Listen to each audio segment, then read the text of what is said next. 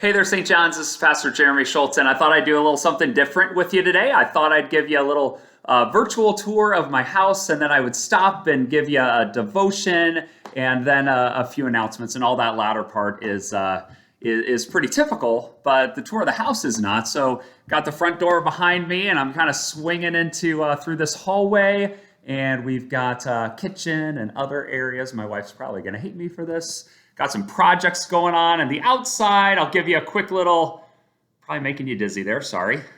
So I'll slow down, 360-degree spin, and then I will let this light coming in from the windows sort of serve as, I'll try to frame it up there, the backdrop and the start of a brief little devotion for you. You know, this weekend in the I Am statements of Jesus, Jesus says, I am the light of the world. Whoever follows me will not walk in darkness, but will have the light of life. And that light, it's a lot more impressive than the light coming through these windows right now, although it's really nice and welcome today, let me tell you. It's otherwise kind of a dreary day out there, but Jesus is the light. Whatever you've got going on, whatever darkness may exist, whatever difficult decisions, or paths you're going down right now, know that Jesus wants to be that light for you. And he is.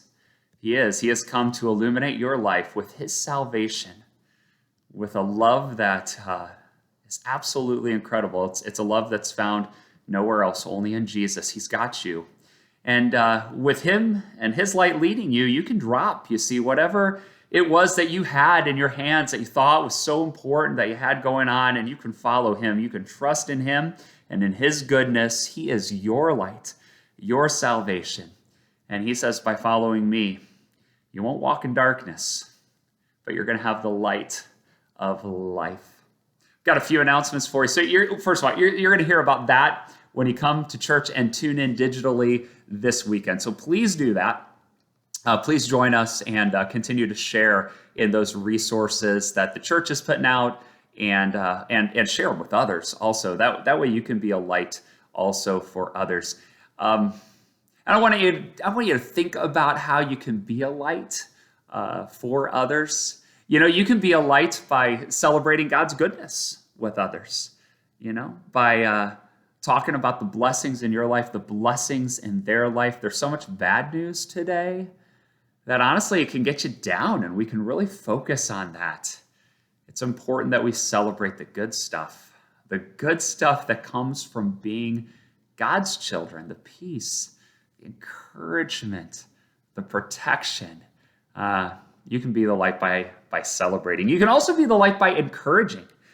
You can encourage others based on something you've read from God's word, or a Christian message that you've heard recently from one of the other I am statements of Jesus. But as God's people, you know, that's what we have to share. We have God's word, and that provides the basis for our encouragement.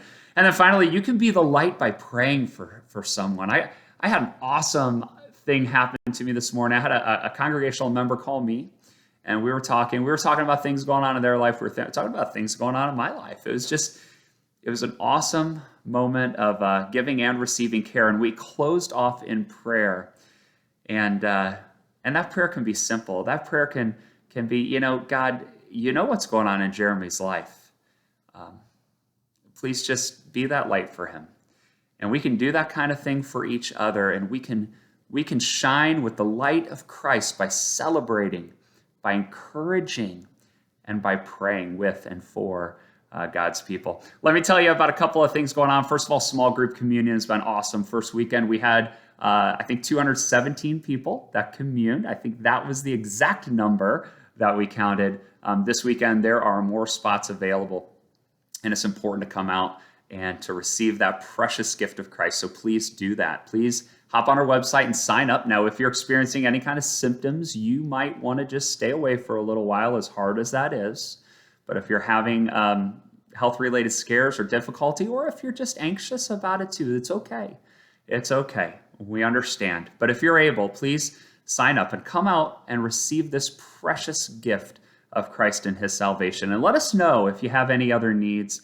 We want to be here for you and pray for you and encourage you in any way that we can. Also, Care Connections received word of a gift that's going to support the care teams for this coming year. And that's just awesome. It was a grant that was written and received. So we're super excited about that.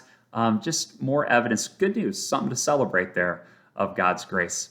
Hey, we look forward to connecting with you in worship this weekend. I hope you've enjoyed connecting with me in this way today. May God richly bless you and care for you and hold you in his love and in his light. So long.